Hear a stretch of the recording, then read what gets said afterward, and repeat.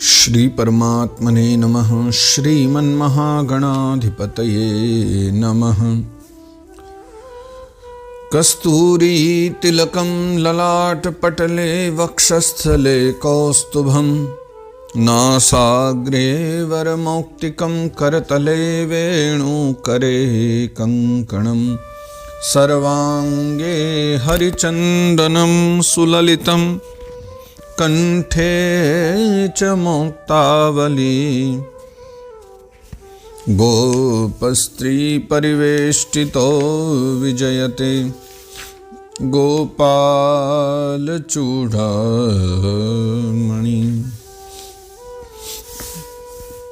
जय सिया राम, जय श्री कृष्ण। सभी भागवत प्रेमी जनों को मेरा बारंबार साष्टांग दंडवत प्रणाम। आइए बड़े ही सौभाग्य और अपने मंगलमयी इस अवसर को, जिसमें हम भागवत श्रवण कर सकें, ऐसी भागवत यात्रा के काल में हम शुभारंभ करें। आज 12वां अध्याय शुभारंभ हो रहा है। 11वां अध्याय पिछले भागों तक हमने दर्शन किया, श्रवण किया। आज 12वां अध्याय शुभारंभ होगा तृतीय स्कंद का। और 12वें अध्याय की विशेषता है कि इसमें सृष्टि क्रम का वर्णन है। ये 12-13 दोनों ही बहुत दिव्य हैं, श्रवणीय हैं, क्योंकि इसमें सृष्टि का विस्तार है। पिछले वाले में वो भी बहुत अच्छा था, 11वां अध्याय, जिसमें हम लोगों ने समय के परिमाप को समझा, समय कैसे कैसे चलता है, क्या क्या उसके नाम हैं, कितना बड़ा कितना छोटा समय है, उस बारे में जाना। तो हमने परमाणु से लेकर के और पूरे परार्ध तक की चर्चा करी है। ब्रह्मा जी के दिन तक की, भगवान विष्णु तक के दिन तक की हमने चर्चा करी है। अब आज सृष्टि का विस्तार है और 13वें अध्याय में फिर वाराह अवतार की कथा होगी। अब ठाकुर जी के लीला चरित्रों की भी चर्चा आरंभ हो रही है। तो इसलिए आइए आज जो है हम अपना 12वां अध्याय शुभारंभ करते हैं और सृष्टि क्रम की जो चर्चा इसमें की गई है उसका दर्शन करते हैं। तो आइए शुभारंभ करें। श्री परमात्मने नमः। श्रीमन्महागणाधिपतये नमः। श्रीमद्भागवत महापुराणम् अथ तृतीय स्कन्धः द्वादशोऽध्यायः। मैत्रेय उवाच।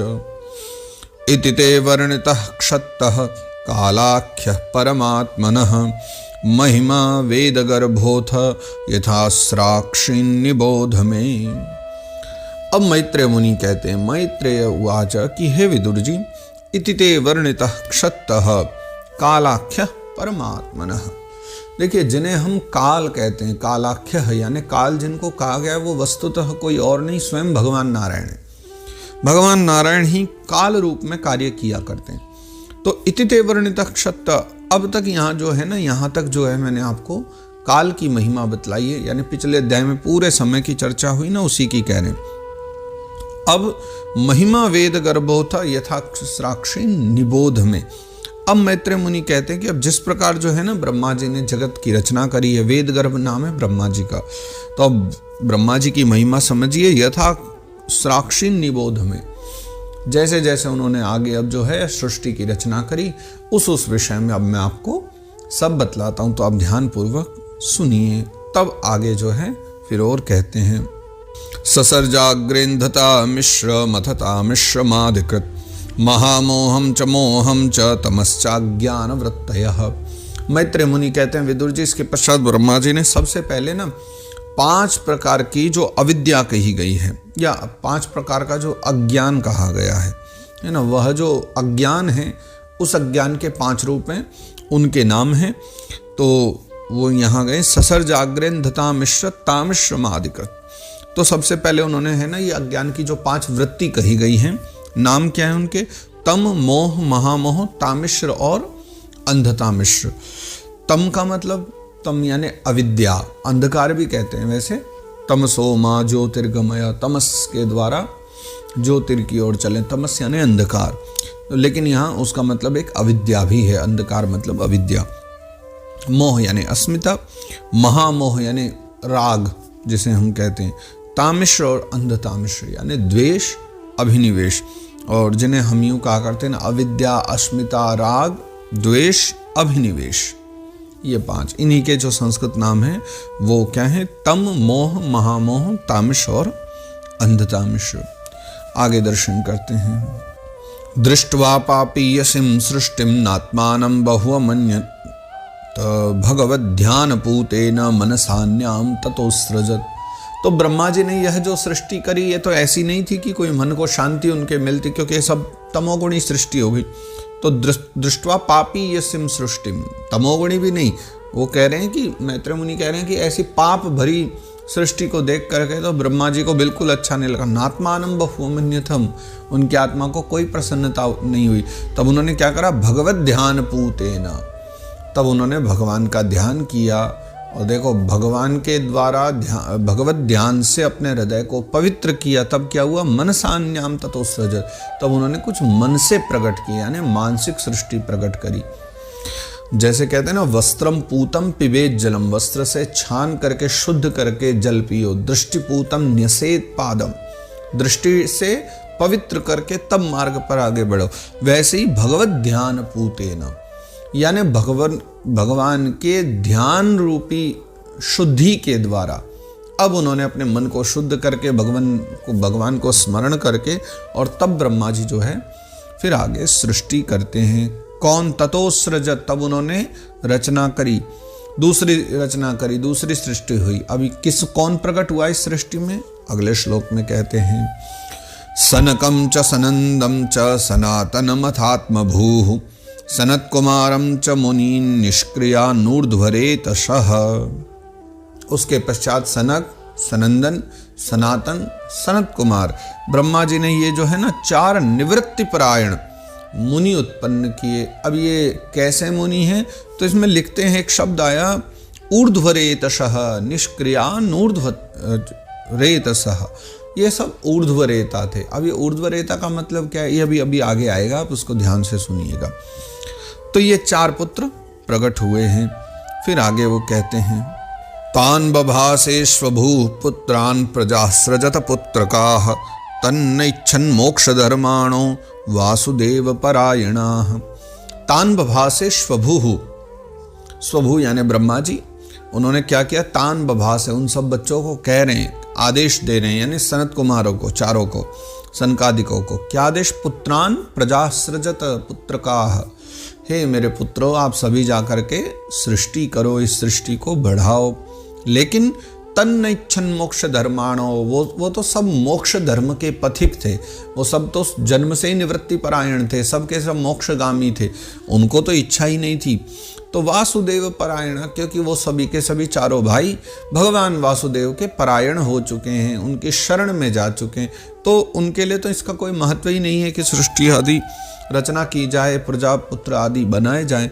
इसलिए वो उनसे बिल्कुल दूर रहना चाहते हैं और मोक्ष धर्म के ही पथिक बन करके रहना चाहते हैं। सोवध्यातः सुतैरेवं प्रत्याख्यातानुशासनैः क्रोधम दुर्विषहं जातम नियंतुमुपचक्रमे।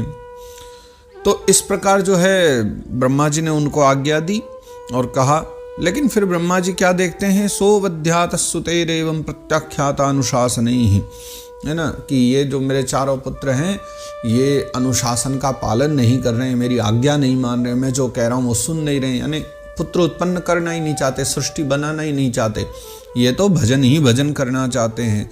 तो फिर क्या हुआ? क्रोधम दुर्विषहं जातम, बहुत ही भयंकर ब्रह्मा बाबा के मन में क्रोध आया। अब क्रोध तो भयंकर था, लेकिन नियंतुम उपचक्र में उन्होंने पूरा प्रयास किया कि उसको रोक लिया जाए, किसी भी तरह वो क्रोध को प्रकट नहीं होने देना चाहते थे। तो इसलिए उन्होंने क्रोध को रोकने का बड़ा ही प्रयास किया, नियंतुम उपचक्र में बहुत उस पर नियंत्रण भी किया, लेकिन वो फिर भी नहीं रुक पाया क्रोध। तो अंततः क्या हुआ? वेद व्यास बाबा कहते हैं, धिया निगृह्यमाणोऽपि भ्रुवोर्मध्यात् प्रजापतेः सद्यो जायत तन्मन्युः कुमारो नीललोहितः। धिया निगृह्यमाणोऽपि, धी यानी बुद्धि, धिया बुद्धि के द्वारा, और निगृह्यमाणोऽपि यानी उन्होंने बहुत प्रयास किया कि अपनी बुद्धि के द्वारा क्रोध को रोक लिया जाए, लेकिन भ्रुवोर मध्यात् प्रजापते, लेकिन बहुत प्रयास करने पर भी देखो, जब हमारे हृदय में बहुत भयंकर क्रोध आता है ना, अगर वो बाहर आ जाए हमारा पूरा मुंह खराब हो जाता है, पूरा का पूरा हमारा जो ये फेस है ना, ये पूरा बदल जाएगा, पूरा मुखमंडल बदल जाता है, इसकी कांति बदल जाती है। लेकिन इसको आप रोकने का भी प्रयास करो तो व्यक्ति के चेहरे पर कहीं ना कहीं थोड़ा सा क्रोध का दर्शन हो ही जाता है।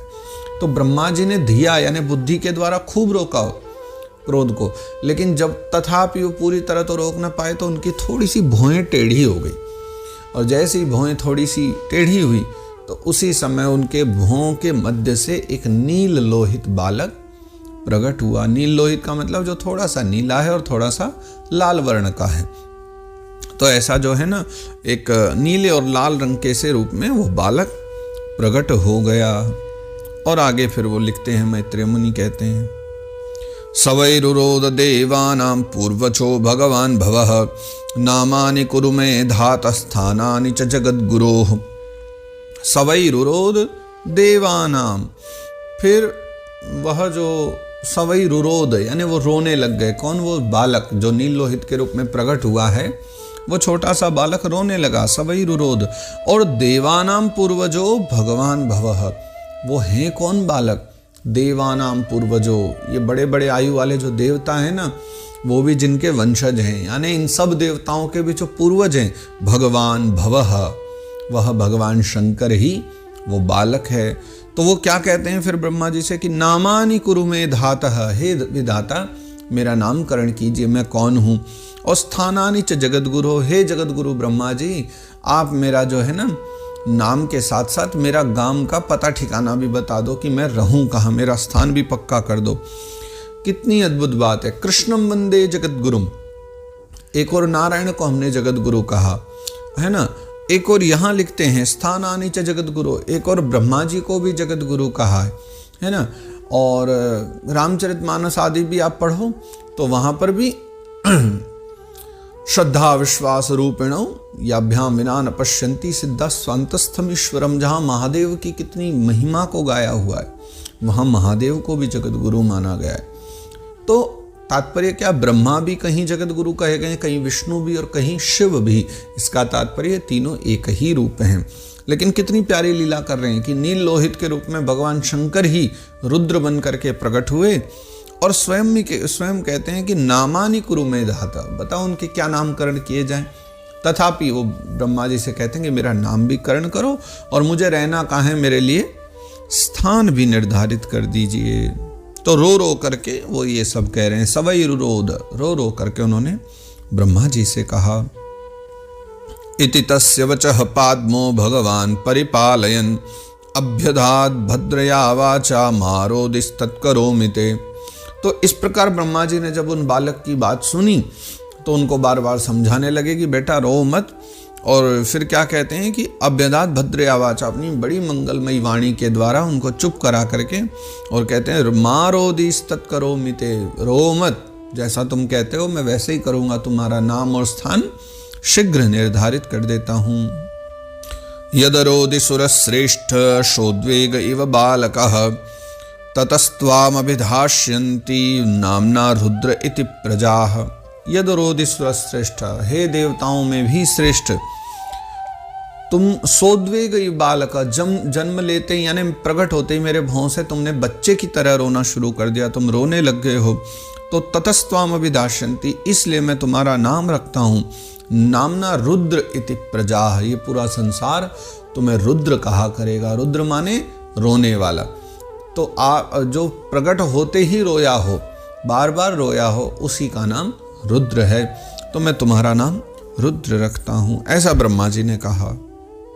इंद्रियाण्य सुरव्योम वायुरग्निर्जलम मही सूर्यश्चंद्रस्तपश्चैव स्थानान्यग्रे कृतानि में। ब्रह्मा जी कहते हैं मैंने तो पहले से ही बहुत सारी व्यवस्था करके रखी हुई है, तुम जन्म लोगे ये विचार करके मैंने तुम्हारे रहने के लिए बहुत सारी व्यवस्था कर दी है, जिनमें हृदय, इंद्रिय, प्राण, आकाश, वायु, अग्नि, जल, पृथ्वी, सूर्य, चंद्रमा, तप, ये सब स्थान रच दिए हैं और इन्हीं सब स्थानों में अब तुम निवास करोगे। मन्युर्मनुमहिनशो महान् चिवरतध्वजः उग्ररेता भवः कालो वामदेवो धृतव्रतः।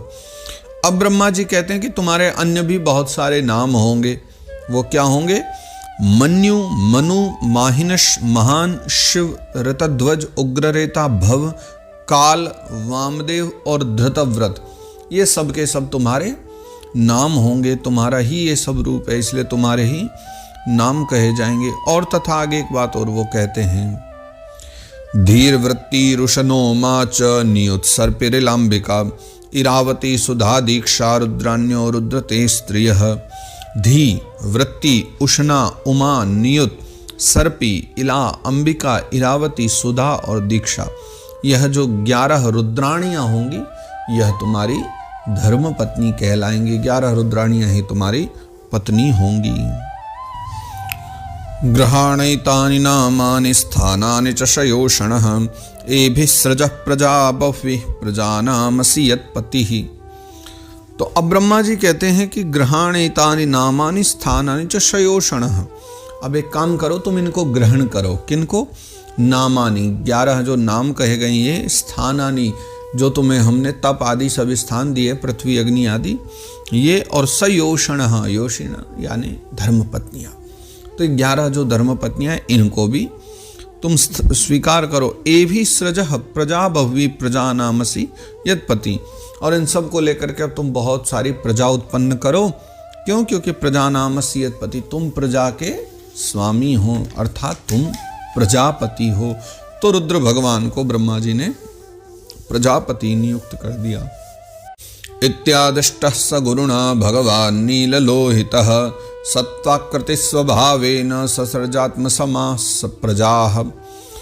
तो इत्यादिष्टः स गुरुणा, इस प्रकार अपने बड़े ब्रह्मा जी के द्वारा समझाने पर भगवान नीललोहित शंकर ने सत्वाकृति स्वभावेन, स्वभाव में जो है बिल्कुल अपने ही जैसा, ससर्जात्म समा प्रजा, अपने ही जैसी प्रजा उत्पन्न करनी शुरू कर दी, जिनमें उन्हीं के समान बल आदि थे।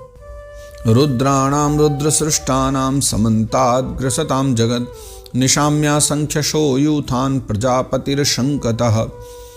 तो फिर रुद्राणाम रुद्र सृष्टानाम, भगवान शंकर के द्वारा उत्पन्न हुए जो रुद्रों को असंख्य यूथ हैं, भगवान रुद्र के ही समान रुद्र बने हैं, जो भगवान ने अपने जैसी बिल्कुल वैसी दिखने वाली सृष्टि बनाई, बलशाली भी थी। तो वो सब के सब असंख्य युद्ध बना करके समन्तात ग्रसताम जगत, पूरे संसार को ग्रसने लगे, पूरे संसार को खाने लगे। तो निशाम्य संख्यो यूथान प्रजापतिर्शंकतः, तब शंकित होकर के प्रजापति भगवान ब्रह्मा जी ने तब भगवान रुद्र से, नीललोहित भगवान से कहा, उनसे कहते हैं, समझाते हैं उनको, अलम प्रजाभिसृष्टाभि रीदृशीभिः मया सह दहन्तीभिर्दिशश्चक्षुभिरुल्बणैः। तब ब्रह्मा जी कहते हैं कि हे भगवान रुद्र, हे नीललोहित, अलम प्रजाभिसृष्टाभि, ऐसी प्रजा की रचना मत करो जैसी प्रजा, भयंकर प्रजा भी तुम रचना कर रहे हो। क्योंकि मया सह दहन्तीभिर्दिशश्चक्षुभिरुल्बणैः, मेरे साथ साथ 10 दिशाओं को भी खाने को दौड़ रही है आपके द्वारा बनाई हुई सृष्टि। आपकी जो भयंकर दृष्टि है ये सबको भस्म किए डाल देगी, इसलिए ऐसी सृष्टि की रचना मत करो। आगे, तपातिष्ठ भद्रम ते सर्वभूत सुखावहम तपसैव यथा पूर्वम सृष्टा विश्वमिदं भवान। ब्रह्मा जी कहते हैं तपातिष्ठ भद्रम ते, हे कल्याण, हे कल्याण में तुम तप करो, तुम तप में बैठो, सर्वभूत सुखावहम, क्योंकि तप सभी प्राणी मात्र को, जीव मात्र को सुख देने वाला है। तो आप तप कीजिए, और तप सही व यथा पूर्वम, जब तप पूरा हो जाए तब फिर जो है अभी की भांति फिर से जो है विश्व सृष्टा विश्वमिदं भवान, तब जो है तुम सृष्टि की रचना करना, लेकिन अभी मत करो, क्योंकि अभी तुम अति कर दे रहे हो, और जिस प्रकार की सृष्टि कर रहे हो उससे तो समाज बढ़ेगा नहीं और घट जाएगा। तो अभी के लिए सृष्टि को बंद करो और तप में बैठ जाओ। तपसैव परम ज्योतिर्भगवन्तमधोक्षजं सर्वभूत गुहावास मंजसा विंदते पुमान।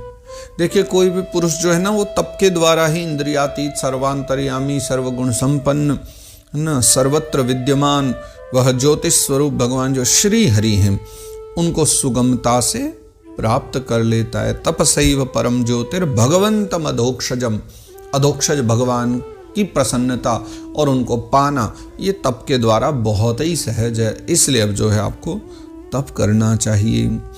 और तब मैत्रेय मुनि कहते हैं, एवमात्मभुवादिष्टः परिक्रम्य गिराम पतिम बाढ़मित्युमुमा मंत्र्य विवेश तपसेवनम। कहते हैं मैत्रेय मुनि की हे विदुर जी, जैसे ही ब्रह्मा जी ने ऐसी आज्ञा दी तो भगवान जो रुद्र हैं तो बहुत अच्छा कह करके, जैसे ब्रह्मा जी ने कहा ऐसा ऐसा करो तो रुद्र भगवान बोले बहुत अच्छा, और इतना कह करके, बहुत अच्छा कह करके उस आज्ञा को शिरोधार्य कर लिया और अनुमति ले करके फिर वो जो है ब्रह्मा जी की एक बार तपस्या परिक्रमा करते हैं। परिक्रम्य गिराम पतिम, अपने ब्रह्मा जी की परिक्रमा करके और फिर तपस्या करने के लिए चले गए। विवेश तपसे वनम, वन की ओर चले गए हैं कि अब मैं जा करके तप करता हूँ। अथा विद्यायतः सर्गम दशपुत्राः प्रजज्ञिरे भगवत शक्ति युक्तस्य लोक संतान हेतवः। तो भगवत शक्ति युक्तस्य, भगवान की शक्ति से युक्त हो करके, अथाभिध्यायतः सर्गम दशपुत्रा प्रजज्ञिरे, तो ब्रह्मा जी ने भगवत शक्ति से संपन्न होकर के सृष्टि को बढ़ाया और सृष्टि के लिए संकल्प लिया। तब 10 पुत्रा प्रजज्ञिरे, तब उनके 10 पुत्र प्रकट हुए हैं। किस लिए? जिनसे लोक की वृद्धि हो, लोक संतान है, तब ये संसार और आगे बढ़े, उस कार्य के लिए 10 की उत्पत्ति हुई। कौन है वो? 22वें श्लोक में वर्णन करते हैं। मरीचिरत्रंगिरसौ पुलस्त्य पुलः क्रतुः भृगुर्वसिष्ठो दक्षश्च दशमस्तत्र नारदः। मरीचि, अत्रि, अंगिरा, पुलस्त्य, पुलह, क्रतु, भृगु, वशिष्ठ, दक्ष, और 10वें कौन थे? नारद बाबा थे। 10वीं संतान नारद बाबा के रूप में हुई है। लेकिन ये जो 10 पुत्र हुए ये सब संकल्प सृष्टि और ब्रह्मा जी के अंगों से प्रकट हुए। तो कौन कहां से प्रकट हुआ ये अगले श्लोक में बता रहे हैं। उत्संगान नारदो जज्ञे दक्षोंगुष्ठात् स्वयं भुवः प्राणाद् वसिष्ठः संचातो भृगुस्त्वचिकराक्रतुः। नारद जी जो प्रजापति ब्रह्मा जी के द्वारा प्रकट हुए वो गोद से प्रकट हुए। नारद जी जो है ना, लेकिन कहे जाते हैं सब मानसिक ही हैं क्योंकि संकल्प द्वारा प्रकट हुए। लेकिन जो नारद बाबा हैं वो ब्रह्मा जी की गोद से प्रकट हुए। दक्ष जो हैं अंगूठे से प्रकट हुए, वशिष्ठ प्राण से प्रकट हुए, भृगु त्वचा से प्रकट हुए, क्रतु हाथ से प्रकट हुए, पुलह नाभि से प्रकट हुए, पुलस्त्य कानों से प्रकट हुए, अंगिरा मुख से प्रकट हुए, अत्रि नेत्रों से प्रकट हुए, और मरीचि मन से प्रकट हुए हैं। अगले श्लोक में पूरी बात कह देते हैं। पुलहो नाभितो जज्ञे पुलस्त्य कर्णयो ऋषि अंगिरा मुखतोक्षणोत्रीर मरीचिर मनसो भवत। वही बात है जो हमने कही कि ये सब के सब अंगिरा मुखतो अक्षणोत्रीर मरीचिर मनसो, तो सब अलग अलग स्थानों से प्रकट हुए हैं ये पुत्र। और कौन प्रकट हुआ है वो भी बतलाते हैं। धर्म स्तना दक्षिणतो यत्र नारायण स्वयं अधर्म पृष्ठतो यस्मान मृत्युर्लोक भयंकरम।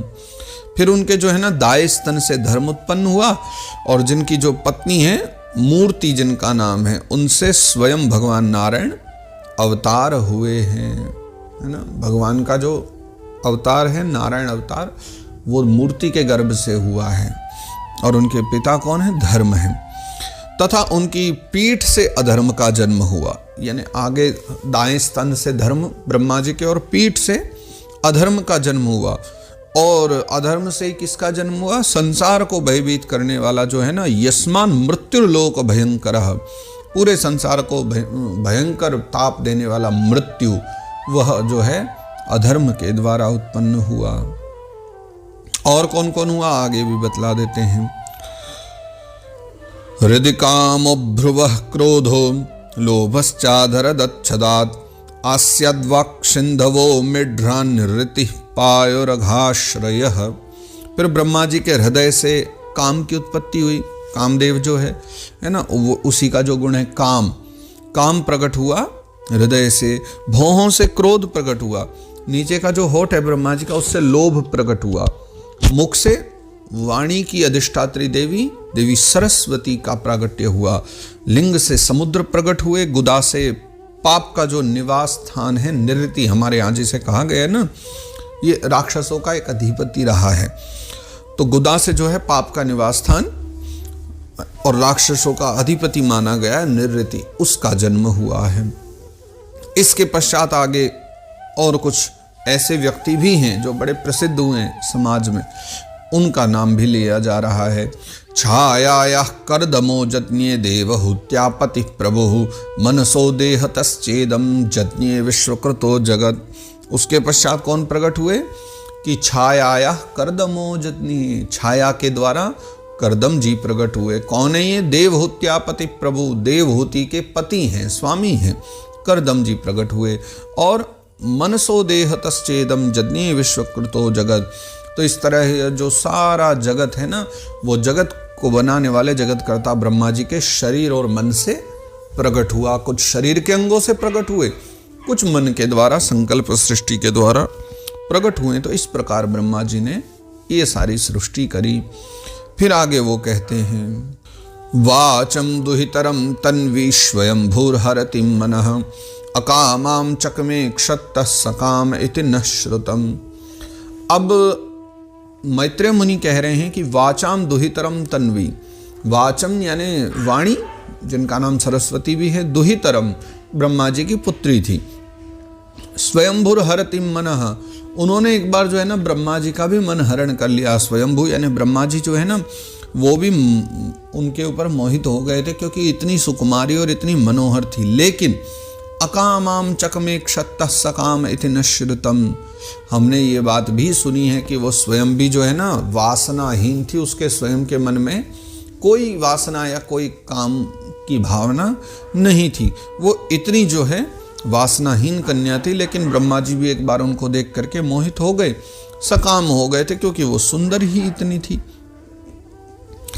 तब आगे लिखते हैं तम धर्मे कृतमतिम विलोक्य पितरम सुताह मरीचि मुख्या मुनयो विश्रम्भात प्रत्यबोधयन। तम अधर्मे कृतमतिम, जब ब्रह्मा जी की मति अधर्म की ओर चली गई, बेटी की और वासना की दृष्टि से देख रहे हैं, उनके सुंदरता को निहार रहे हैं, तो ये तो अपराध ही है ना। तो तम धर्मे कृतमतिम, उनकी मति को अधर्म की ओर जाते देख करके विलोक्य पितरम सुता, विलोक्य यानी देखा अपने पिता को पुत्रों ने, तो मरीचि मुख्या मुनयो, जो मरीचि आदि मुख्य उनके पुत्र हैं, विश्रम्भात प्रत्यबोधयन, तब जो है विश्वास पूर्वक उनको समझाते हैं। क्या कहते हैं समझाते हुए? अगले श्लोक में देखते हैं नई तत्पूर्वैः कृतं त्वद्ये न करिष्यन्ति चापरे यत्तं दुहितरं गच्छेर नग्रह्यांगजं प्रभुः। अब वो समझाते मरीचि आदि कि हे पिताजी, नई तत्पूर्वम कृतं त्वद्ये, कि पिताजी देखो आप तो समर्थ हैं, फिर भी आपने मन में उत्पन्न हुए काम के वेग को न रोक करके पुत्री गमन जैसा दुस्तर पाप करने का आप संकल्प कर रहे हैं। देखिए ब्रह्मा जी ने भले ही कुछ न किया, लेकिन कितना अद्भुत धर्म है हमारा कि पुत्री को किस प्रकार देखना चाहिए इसका भी एक विधान है। कि आपने पुत्री की ओर गलत दृष्टि ही डाली, आपके मन में पुत्री को देख करके, उसके स्वरूप को देख करके वासना आई, ये भी बहुत बड़ा अपराध है। तो पुत्री गमन जैसा आपने जो है दुस्तर पाप करने का आप जो ये संकल्प कर रहे थे ना, इस और ये आगे एक बात और कहते हैं, ये बड़े आप ध्यान से समझना इस बात को। वो क्या कह रहे हैं? यत्तम दुहितरम गच्छे निगृह्यांगजम प्रभु न करिष्यन्ति चापरे। मरीचि आदि कह रहे हैं कि हे पिताजी, हे ब्रह्मा जी, ऐसा तो आपसे पूर्ववर्ती किसी भी ब्रह्मा ने नहीं किया, न कोई आगे करेगा। इससे क्या बात सिद्ध होती है कि मरीचि आदि मुनि कह रहे हैं कि इससे पहले किसी ब्रह्मा ने काम नहीं किया, यानी अब जो आप ब्रह्मा बन के आए हो, आप सरस्वती को देख करके मोहित हो रहे हो। पहले वाले किसी ब्रह्मा ने आज तक ऐसा नहीं किया और आगे भी कभी कोई नहीं करेगा। आने वाले समय में कोई ब्रह्मा होंगे, वो भी ऐसा नहीं करेंगे, ये एकमात्र आपने ही किया है। इससे एक बात और भी सिद्ध हो जाती है, भैया बड़े बड़े ब्रह्मा जी जैसे भी फिसल जाते हैं तो आम व्यक्ति की क्या कहें। और दूसरी बात ये भी है कि ब्रह्मा जी भी पक्के नहीं हैं, एक न एक दिन उनको भी रिटायरमेंट लेना ही पड़ता है। यानी इनसे पहले कितने ब्रह्मा हो चुके हैं और कितने आगे होंगे, तभी तो मरीचि आदि कह रहे हैं कि पहले कभी नहीं सुनने में आया किसी ने ऐसा किया हो, लेकिन आपने ही ऐसा पहली बार किया है। तेजीयसामपि ह्येतन्न शुश्लोक्यं जगद्गुरोः यद वृत्तमनुतिष्ठन् वै लोकक्षेमाय कल्पते। बड़ी अच्छी बात समझा रहे हैं कि देखिए आप जैसे तेजस्वी लोगों को ये सब काम शोभा नहीं देते। तेजी ये साम पिए तन्ना। और क्यों नहीं शोभा देते? क्योंकि आप लोग जो करोगे, आपके आचरणों का अनुसरण करके ही तो लोगों का कल्याण होता है। ये पूरा संसार तो चलता कैसे कि हमारे जो बड़े हैं, समझदार हैं, समाज में प्रतिष्ठित हैं, वो जो कर्म करते हैं उनका अनुसरण करके ही तो लोग आगे बढ़ते हैं। लेकिन आपने जो अपराध किया, आप ऐसा काम करने लग जाओगे तो फिर बताइए समाज आपका क्या अनुसरण करे। और जैसे शुभ कर्म आप ये करने जा रहे थे, इतना अशुभ कर्म, बताइए इसको लोग कैसे अनुसरण कर लेंगे। तो ये आपने बहुत बड़ा अपराध किया था, आपको ऐसा नहीं करना चाहिए। तस्मै नमो भगवते यैदं स्वेन रोचिषा आत्मस्थं व्यंजयामास सधर्मं पातुमर्हति।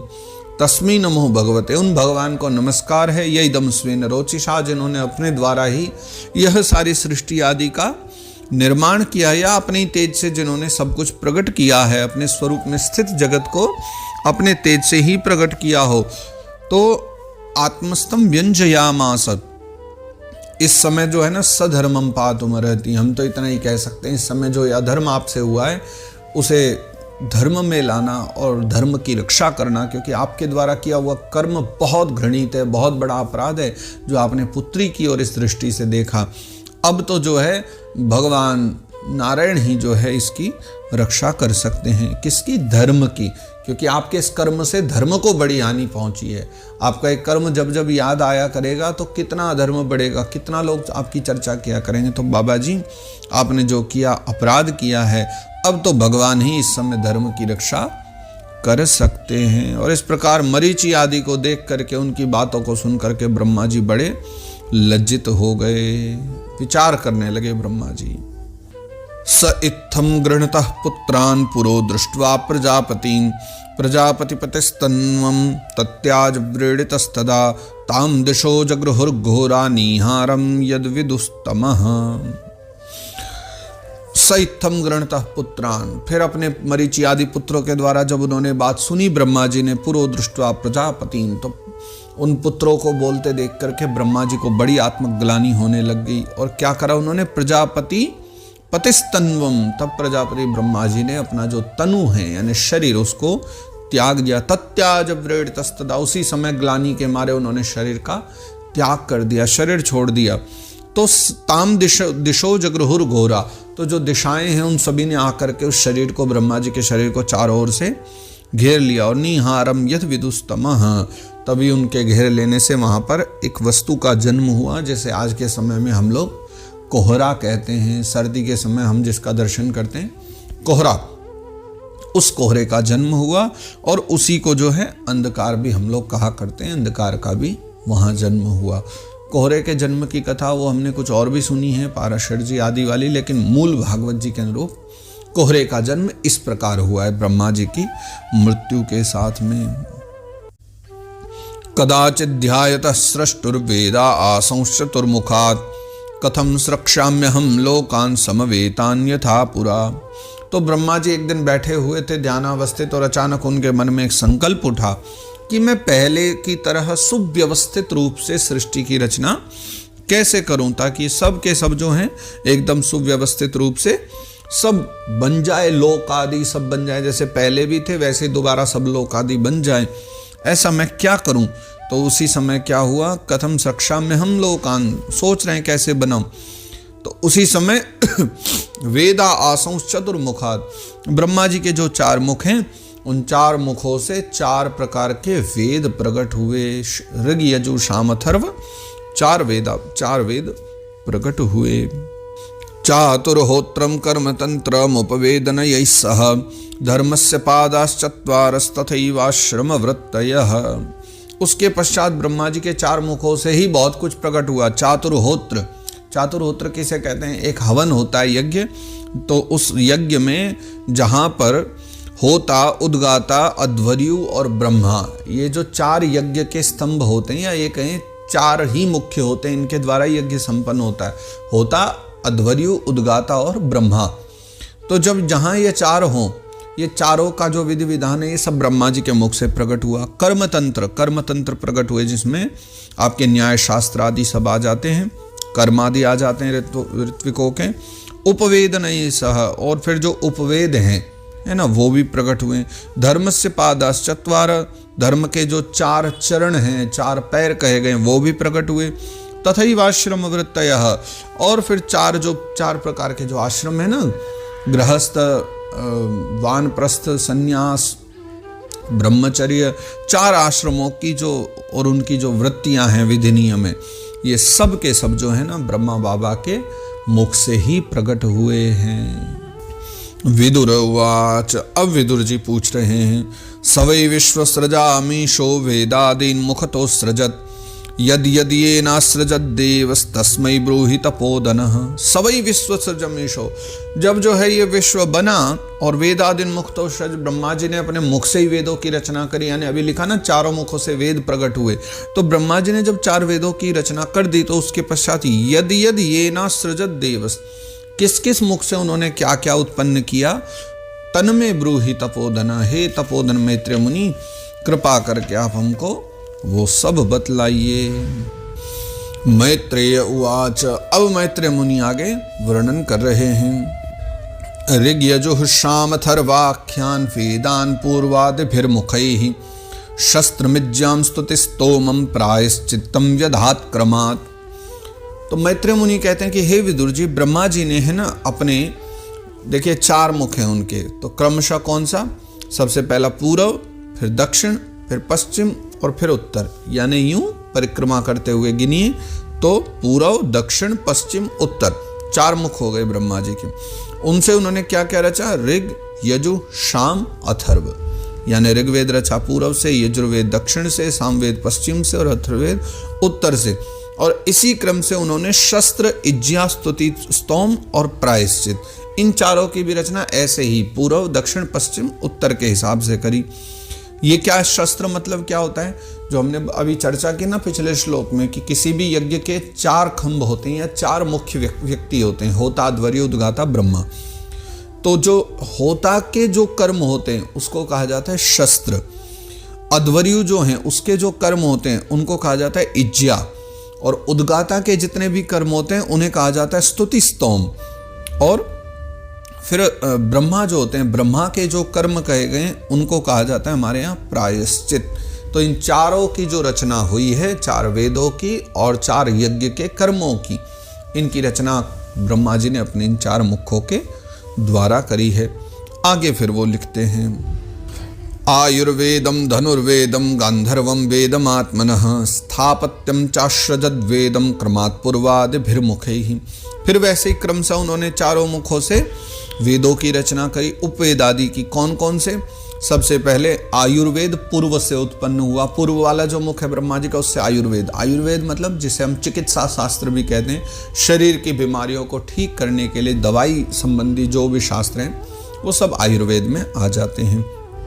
फिर दक्षिण वाले मुख से उन्होंने प्रकट किया धनुर्वेद। धनुर्वेद मतलब शस्त्र विद्या, युद्ध आदि की कला जिसमें बतलाई गई है। फिर पश्चिम वाले मुख से उन्होंने गांधर्व वेद उत्पन्न किया। गांधर्व वेद मतलब संगीत शास्त्र, गाना बजाना आदि जिसमें सब आ जाता है। और चौथा उत्तर वाले मुख से उन्होंने स्थापत्य कला जो है, स्थापत्य वेद जिसे हम लोग कहा करते हैं, स्थापत्य वेद की उत्पत्ति की, जिसे हमारे आजकल शिल्प विद्या भी कहते हैं, यानी कारीगरी, बनाना आदि वस्तुओं को। तो ये 4 जो है ना उपवेद माने गए। इनको भी क्रमशः पूर्व, दक्षिण, पश्चिम, उत्तर के द्वारा ब्रह्मा जी ने प्रकट किया था। इतिहास पुराणानि पंचमं वेदमीश्वरः सर्वेभ्य एव वक्तृभ्यः ससृजे सर्वदर्शनः।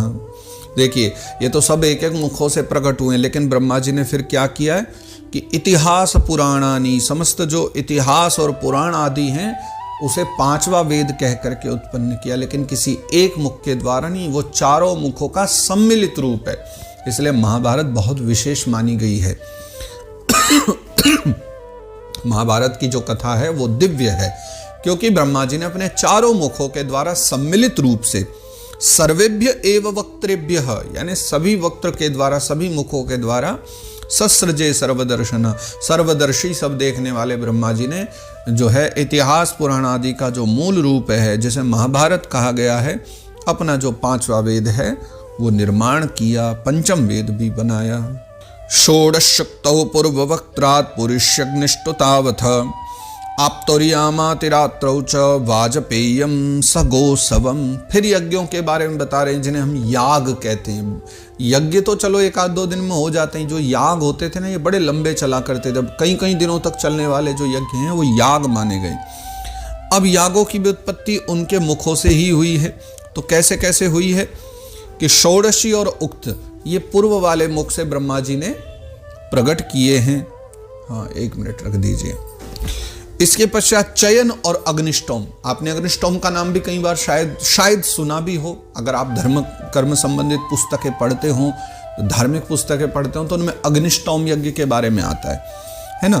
तो षोडशी और उक्त पूर्व वाले मुख से प्रकट हुए, चयन और अग्निष्टोम दक्षिण वाले मुख से उत्पन्न हुए। आप्तोरियाम और अतिरात्र, अतिरात्र भी बहुत फेमस एक यज्ञ है। तो आप्तोरियाम और अतिरात्र ये पश्चिम वाले मुख से प्रकट हुए, और वाजपेय और गोसव यह उत्तर वाले मुख से प्रकट हुए। तो इनमें वाजपेय जो है ये भी बहुत प्रसिद्ध है। वाजपेय शतानि च, कई बार वर्णन भी आता है। तो वाजपेय यज्ञ जो है ना, इसकी उत्पत्ति उत्तर वाले मुख से ब्रह्मा जी ने करी है। तो इस प्रकार ये 2 याग भी जो हैं पूर्वादि मुखों से ही उत्पन्न हुए हैं। अब विदुर जी ने पूछा था ना किस मुख से क्या प्रकट हुए, तो पूरे डिटेल में बता रहे हैं हम मैत्रेय मुनि कौन कौन कहां से प्रकट हुए हैं। विद्यादानम तपः सत्यम धर्मश्रेति पदानि च आश्रमांश्च यथा संख्य मस्रजत सह वृत्तिभिः। तो विद्यादानम तपः सत्यम, ये विद्यादान तप और सत्य ये क्या है? यही जो है धर्म के 4 चरण हैं। भागवत जी के पहले स्कंद में जो चर्चा आती थी ना कि वो 3 चरण कलयुग ने काटे, एक ही बचा था, तो वही ये 4 चरणों की पूरी चर्चा है। विद्या, दान, तप, सत्य। विद्या प्रकट हुई है ब्रह्मा जी के पूर्व वाले मुख से, दान प्रकट हुआ है ब्रह्मा जी के दक्षिण मुख से, तप प्रकट हुआ है ब्रह्मा जी के पश्चिम मुख से, और सत्य प्रकट हुआ है ब्रह्मा जी के उत्तर वाले मुख से। इसी के सहित फिर 4 आश्रम भी प्रकट हुए। तो ब्रह्मचर्य जो आश्रम है वो प्रकट हुआ है ब्रह्मा जी के पूर्व मुख से, गृहस्थ प्रकट हुआ है दक्षिण मुख से, वानप्रस्थ हुआ है पश्चिम मुख से, और उत्तर मुख से प्रकट हुआ है संन्यास आश्रम। इसके पश्चात वो आगे कहते हैं, सावित्रम प्राजापत्यम च ब्रह्मम चाथ बृहत् तथा वार्ता संचयशाली न शिलोंच इति वैगृहे। इसके पश्चात जो है ना, अब ये शिलोंचाति, सावित्र, प्राजापति ये सब वृत्तियों के नाम है। आपने कभी कभी सुना भी होगा कि हम तो भैया शिलोंच वृत्ति पर जीने वाले महात्मा हैं। तो इतने सौभाग्यशाली कहाँ हम लोग कि आजकल ऐसे महात्माओं के दर्शन हो। पर पहले हुआ करते थे। शिलोंच वृत्ति में, कपोत वृत्ति में, सावित्र वृत्ति में, ये अलग अलग वृत्तियाँ होती थी जीने की। आओ थोड़ा डिटेल में पढ़ते हैं कि वृत्तियाँ होती क्या हैं वस्तुतः और उनके क्या क्या विधान हैं। तो यहाँ लिखते हैं ये 42वें श्लोक में, सावित्रम प्राजापत्यम च ब्रह्मम चाथ तथा बृहत् तथा।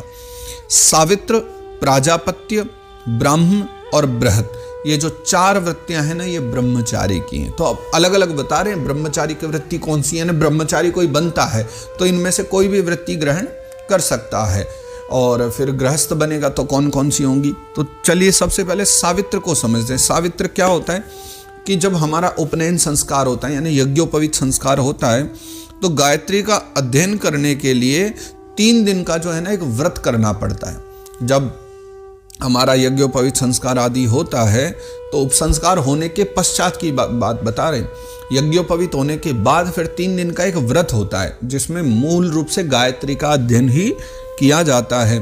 तो वह जो व्रत है उसी व्रत का नाम हमारे यहाँ सावित्र कहा गया है, यानी सावित्र व्रत होता है। तो फिर ब्रह्मचारी की जो 4 वृत्तियां, उनमें से पहली तो हो गई सावित्र, दूसरी हो गई प्राजापत्य। अब ये प्राजापत्य का मतलब क्या होता है कि जब हमारा उपनयन संस्कार हो जाए फिर 1 वर्ष का अगर ब्रह्मचर्य व्रत धारण किया जाए तो 1 वर्ष वाला जो ब्रह्मचर्य है उसको प्राजापत्य कहा गया है। दूसरा होता है ब्राह्म। अगर कोई ये विचार कर ले कि नहीं हम तो अपना पूरा वेदाध्ययन करेंगे और वेदाध्ययन पूरा करने के बाद ही ब्रह्मचर्य का व्रत छोड़ेंगे, तो पूरा जो है ना वेदाध्ययन की समाप्ति तक जो व्रत किया जाए उसका नाम होता है ब्रह्म।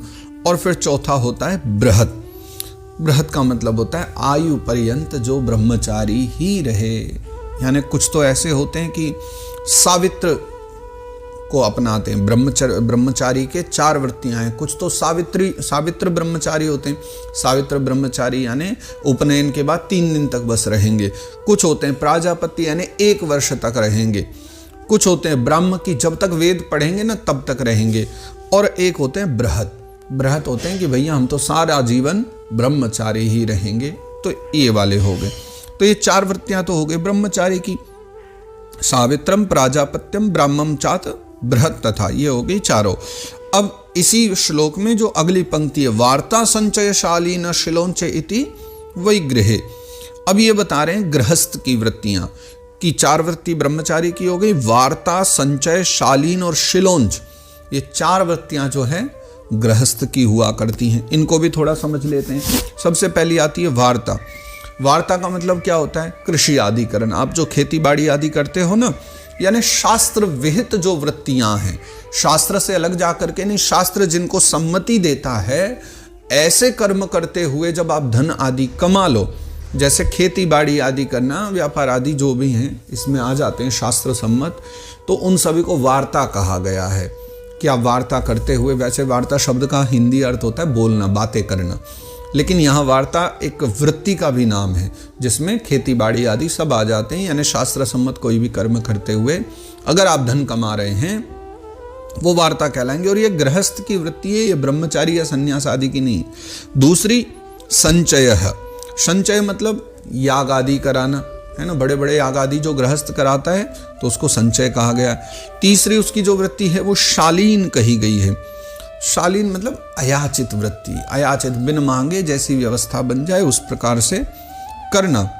और चौथी वाली जो है फिर आती है शिलोंच वृत्ति। शिलोंच का मतलब क्या होता है? देखो, खेत कट गया, खेत कट जाने पर फिर पृथ्वी पर पड़े हुए जो अनाज हैं है ना, यानी खेत कटने के बाद में सब उठ गया वहाँ से, फिर जो बचे हुए जो दाने हैं, अनाज जहाँ रखा जाता है, अनाज की मंडी है, अनाज की मंडी में जो बचे हुए दाने, गेहूं चला गया उठ करके, दाने बचे हुए पड़े, उनको बीन बीन करके जो खा ले और काम चला रहे, उसी को हमारे यहाँ शिलोंच वृत्ति माना गया है। अब आप देख करके तो ये लगता होगा कि ये किसी साधु या महात्मा वाली संन्यास वाली वृत्ति, परंतु नहीं, ये वृत्ति गृहस्थ की ही वृत्ति मानी गई है। तो कोई भी ब्राह्मण आदि या अन्य भी सब इस शिलोंच वृत्ति के द्वारा भी जीवन यापन कर सकते हैं। तो ये वार्ता आदि 4 जो हैं गृहस्थ की वृत्तियां बताई। अब अगली जो हैं वो अगले श्लोक में देखते हैं। वै खानसावाल खिल्यौ दुम्बरा फेन पावने न्यासे कुटीचकः पूर्वम बहुवोदो हंस निष्क्रियौ। पिछले श्लोक में 42वें में जैसा बतलाया था कि ब्रह्मचर्य और गृहस्थ इनकी 4 वृत्तियां होती हैं। ब्रह्मचारी 4 प्रकार से जीवन बिता सकता है, गृहस्थ भी 4 प्रकार से। अब आगे वानप्रस्थ और सन्यास, यह 2 जो आश्रम हैं इनके भी 4 वृत्तियां होती हैं। वो कैसी हैं? तो वैखानस, वालखिल्य, औदुंबर और फेनम, यह 4 प्रकार के वानप्रस्थों की वृत्तियां होती। वृत्तियां समझिए जीवन जीने का एक तरीका, यानी जीवन निर्वाह करने का, क्योंकि जीना है तो दाल रोटी भी तो खानी है। तो सबसे बड़ी परेशानी जीवन में यही है कि व्यक्ति खाए क्या, है ना। एक दुनिया वो भी है जो खूब कमा रही है लेकिन उसको खाने का ठिकाना नहीं, क्योंकि पता है कमा लो बस खा तो लेंगे। कुछ ऐसे भी हैं जिनको बस खाने के लिए सोचना पड़ता है कि कैसे कमाए ताकि समय पर रोटी मिल जाए। तो भैया रोटी तो सबको चाहिए, कोई भी हो, तो चाहे ब्रह्मचारी हो, गृहस्थ, वानप्रस्थ या सन्यासी। तो वानप्रस्थ कैसे भोजन कर पाए, उसकी वृत्ति क्या होगी? वृत्ति यानी जीवन निर्वाह का एक परंपरा, जीवन निर्वाह की वो वृत्ति क्या है? तो 4 प्रकार की बतलाई हैं, वैखानस, वालखिल्य, औदुंबर और फेनम। और ठीक इसी प्रकार से जो है ना, ये 4 वानप्रस्थ के हो गए, तो ठीक इसी प्रकार से जो सन्यासी हैं उनके भी 4 ही हैं। वो क्या क्या हैं? कुटीचक, बहुदक, हंस और निष्क्रिय। न्यासे कुटीचकः पूर्वम बहुवोदो हंस निष्क्रिय। तो ये 4 वृत्तियां जो हैं सन्यास की हैं। थोड़ा इनका भी दर्शन कर लेते हैं। वैखानस माने क्या होता है? जो हमने पहली वृत्ति बताई है, वानप्रस्थ की, यानी जो अब गृहस्थ से निकल चुके हैं, संन्यास में गए नहीं है और वानप्रस्थ बीच में है। तो वानप्रस्थ के लिए क्या क्या बतलाया है? सबसे पहले कहा गया है वैखानस। वैखानस मतलब होता है बिना ज्योति हुई, जो बिना ज्योति या बोई हुई जो भूमि है उससे उत्पन्न हुए पदार्थों से निर्वाह करना, यानी ऐसी भूमि जिसमें अन्न आदि नहीं उगाया जाता, ना तो उसमें कुछ जोता है ना बोया है, जहाँ अपने आप स्वेच्छा से कुछ फल फूल आ गए हैं, है ना, उनको खा करके जो बिताए उनको वैखानस कहते हैं। दूसरे जो हैं वो होते हैं वालखिल्य। वालखिल्य एक ऋषियों का भी नाम है और वालखिल्य एक वृत्ति का भी नाम है। तो वालखिल्य उनको कहते हैं कि जैसे उन्होंने पहले से कुछ धन संचय कर लिया, इकट्ठा करके रखा हुआ है, अब वो उसी को खा रहे हैं, तो जैसे उनको नया धन मिल जाएगा, नया अन्न मिल जाएगा, तो पुराने वाले को सारा दान कर देंगे। ऐसे भी वानप्रस्थी होते हैं, तो उनको हमारे यहाँ वालखिल्य माना जाता है ना। उसके बाद तीसरे जो वानप्रस्थी होते हैं उनको कहा जाता है हमारे यहाँ औदुंबर, है ना। औदुंबर का मतलब क्या होता है? औदुंबर माने वो प्रातः काल उठे, निद्रा खुली, तो जिस दिशा में उनका मुख होगा ना, वो उसी दिशा में चले जाएंगे और जो कुछ मिल जाएगा फिर उसी से जो है ना, जो फल आदि मिल जाए उसी से अपना जीवन निर्वाह कर लेते हैं। और वानप्रस्थों का जो चौथा भाव है, चौथी वृत्ति है, उसको बोलते हैं हम लोग फेनप। फेनप का मतलब क्या है कि वही जो पेड़ पौधे जैसे आम के, अमरूद के, शहतूत के, इनसे जो अपने आप टूट करके फल गिर जाए तो उसको नीचे से चुग चुग करके उसको खा लिया करते हैं, उसी में अपना गुजारा करते हैं। यह चौथी वृत्ति वानप्रस्थों की होती है। अब चार ही वृत्तियां सन्यासियों की भी होती हैं, है ना, जिन्हें हमारे यहाँ न्यास भी कहा गया। तो न्यासी, सन्यासी, तो जो न्यासी होते हैं यानी सन्यासी होते हैं, उनके चार भेद यहाँ बतलाएं: कुटीचक, बहुदक, हंस और निष्क्रिय। तो कुटीचक का मतलब क्या होता है?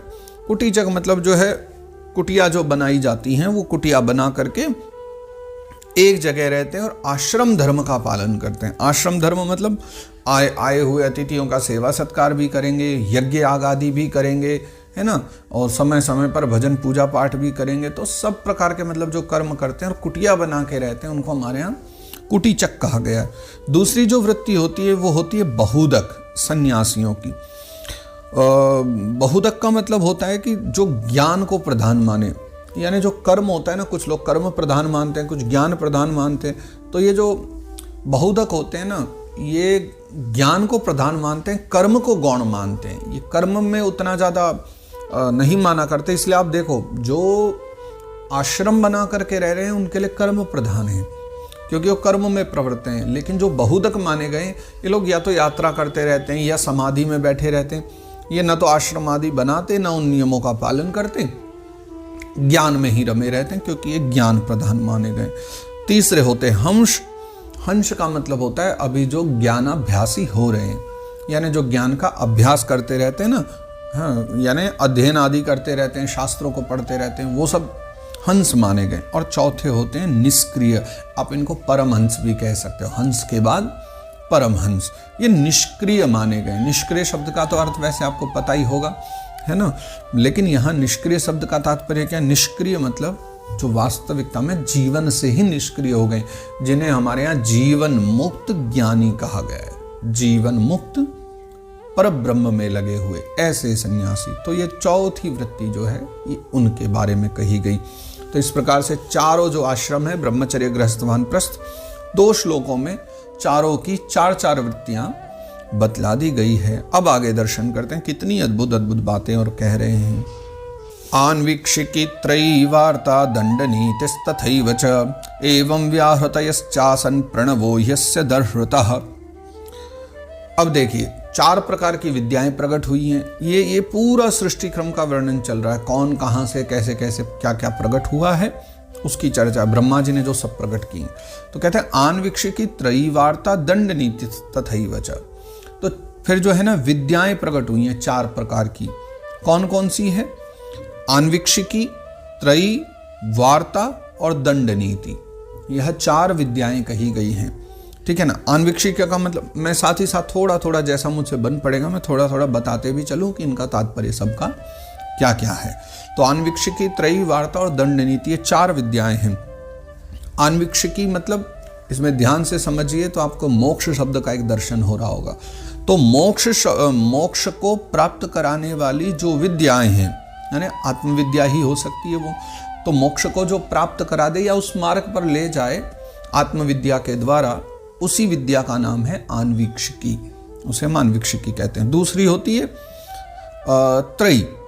त्रयी का मतलब होता है, देखो त्रयी शब्द का एक अर्थ छुपा हुआ, त्रयी माने तीन, तो तीन क्या है, तीन हमारे यहाँ त्रैलोक्य माने गए हैं, ठीक है ना।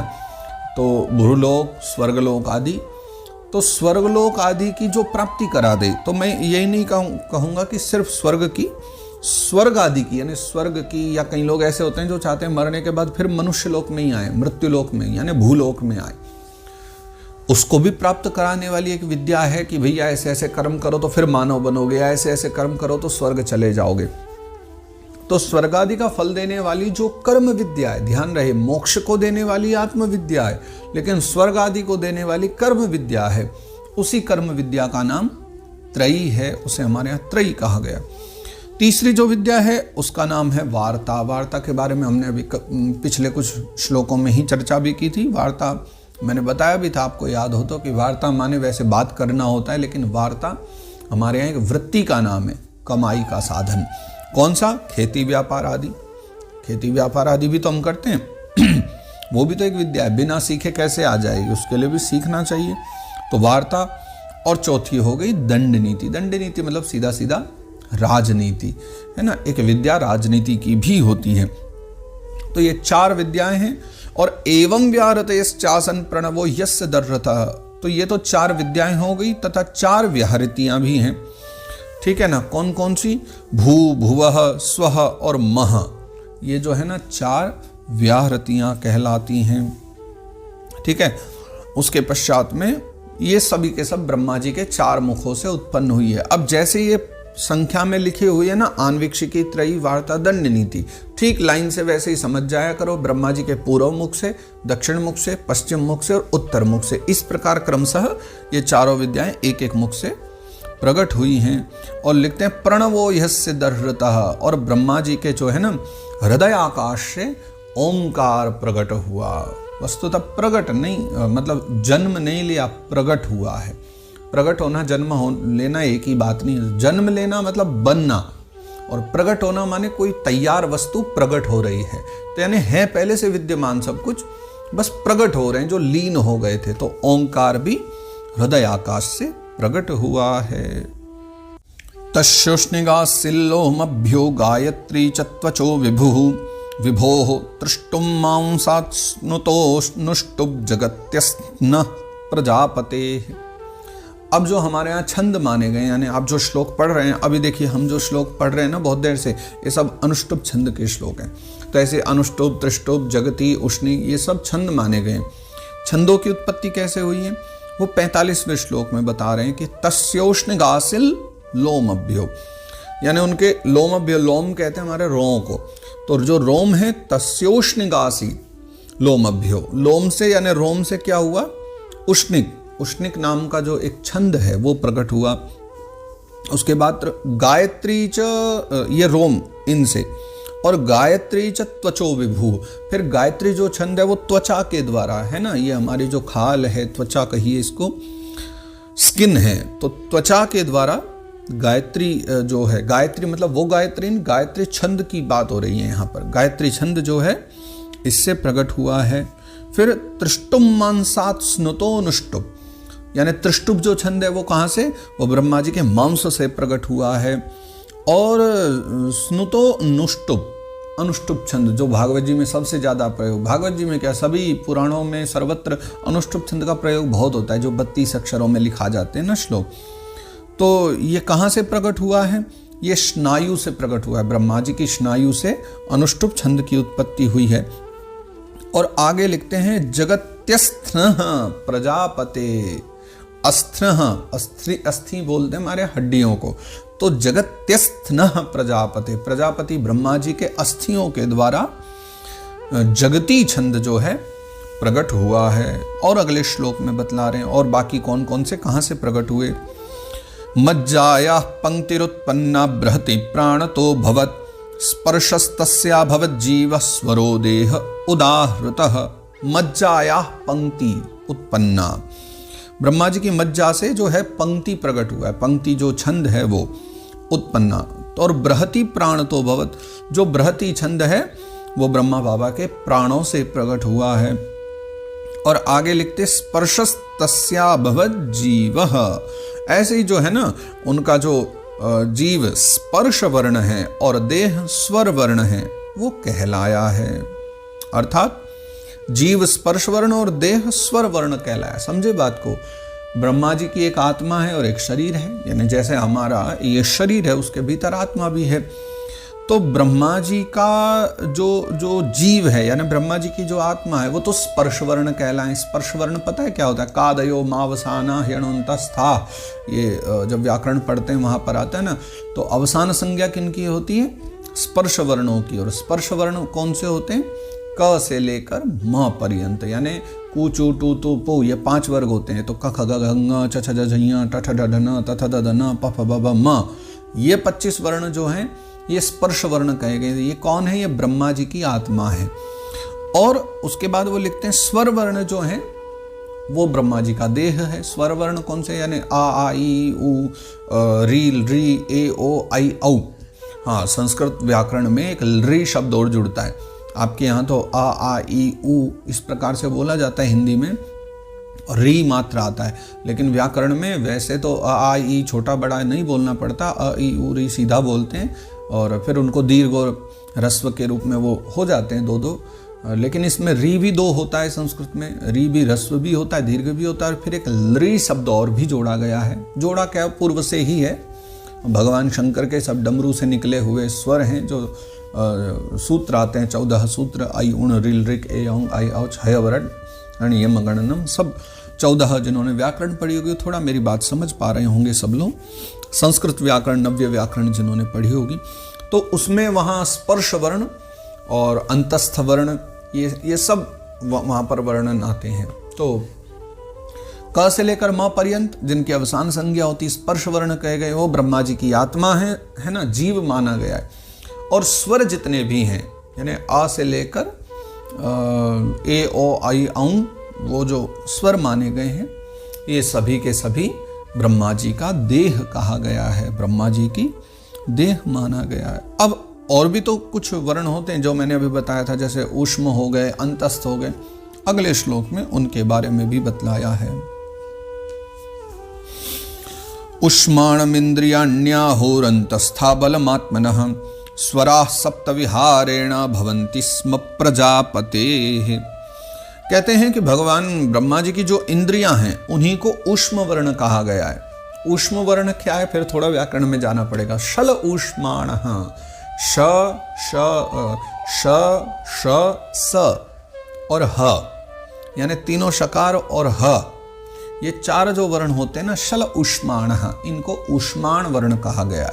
तो ये जो ऊष्माण वर्ण है ये कौन है? ये ब्रह्मा जी की इंद्रियां हैं, या ये कहो ब्रह्मा जी की इंद्रियों के द्वारा प्रकट मानते हैं।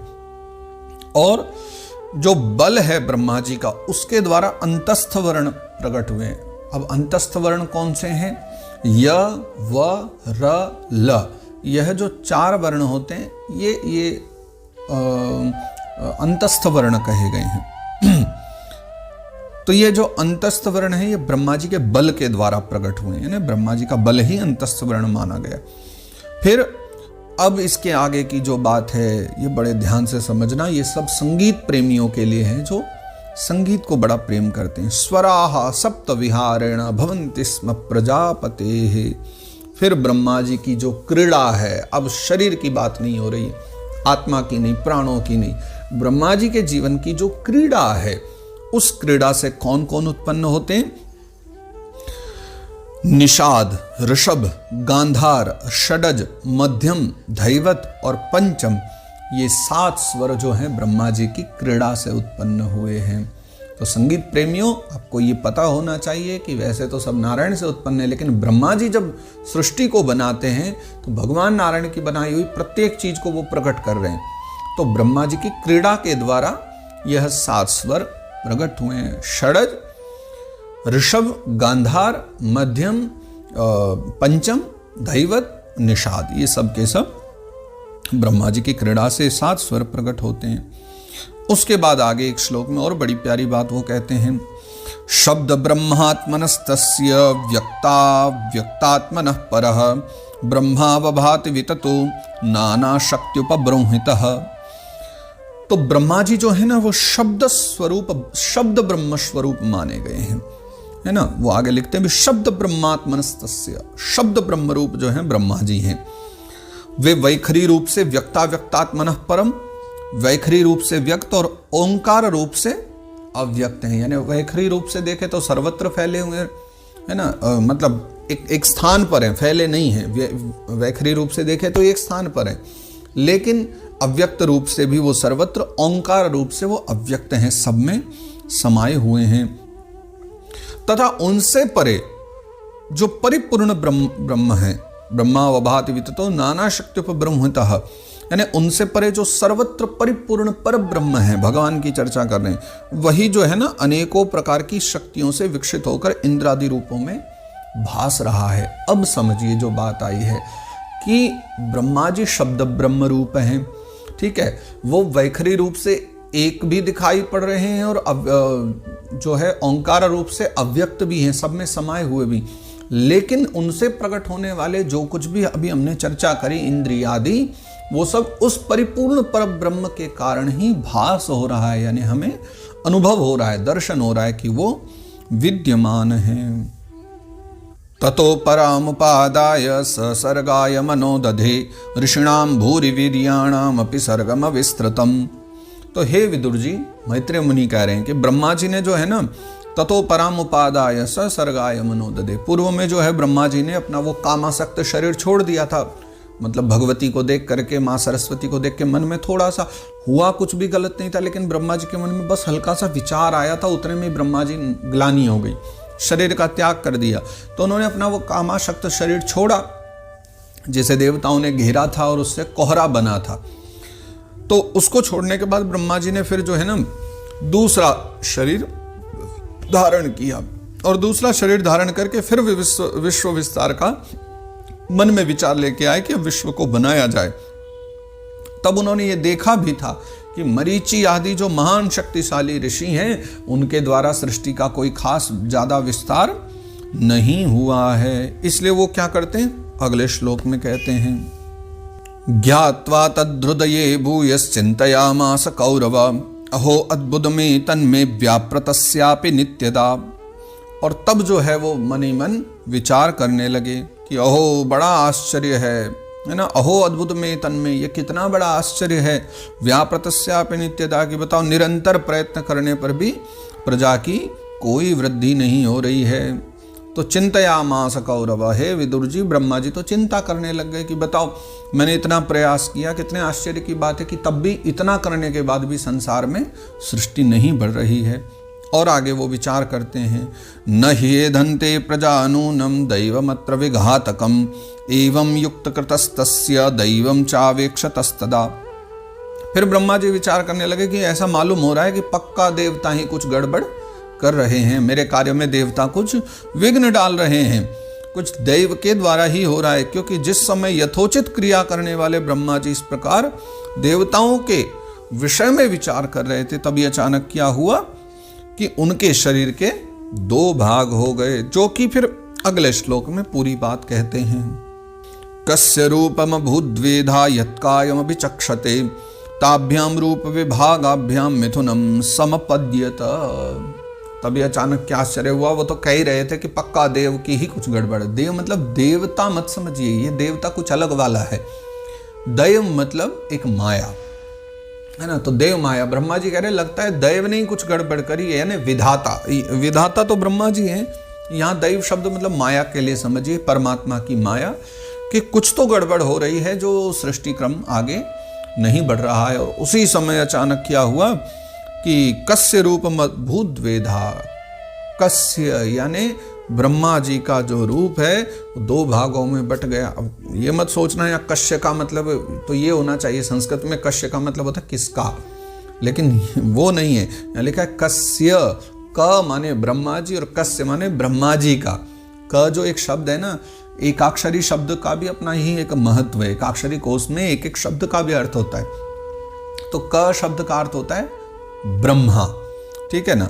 तो कस्य रूपम अभूत वेदा, कस्य यानी ब्रह्मा जी का जो रूप है वो दो भागों में बट गया, और ब्रह्मा जी का जो स्वरूप है वो दो भागों में बटा। तो क यानी ब्रह्मा होने के कारण ही ये जो शरीर है उसको हम लोग काय कहते हैं, या फिर काया बोलते हैं ना, कि भैया हमारी काया ऐसी होगी। इसीलिए बोलते हैं क्योंकि ये ब्रह्मा जी के द्वारा उत्पन्न है, और ब्रह्मा जी का नाम है क, और क से उत्पन्न होने के कारण इसको बोलते हैं काया अथवा काय।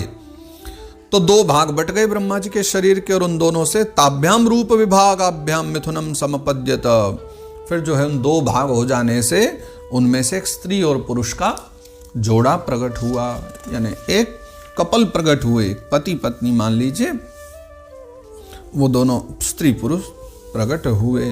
और आगे फिर कहते हैं वो, यस्तु तत्र पुमांसो भून् मनुः स्वायंभुवस्वराट् स्त्रिया शीच्छतरूपाख्या महिष्यस्य महात्मनः।